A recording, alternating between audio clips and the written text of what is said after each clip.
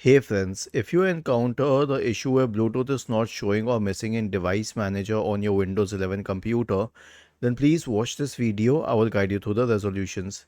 So search for Device Manager in the Windows search bar and open the Device Manager. Expand the list of Bluetooth devices. If you don't find it here, click on Action and scan for hardware changes. Wait for a few seconds. If it reappears, well and good. If not, there's nothing you can do from the software end.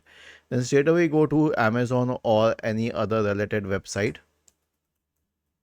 and click on continue shopping.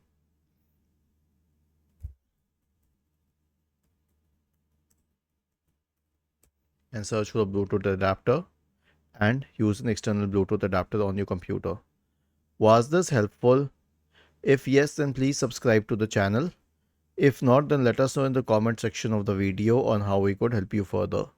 Thank you for watching this video and have a nice day.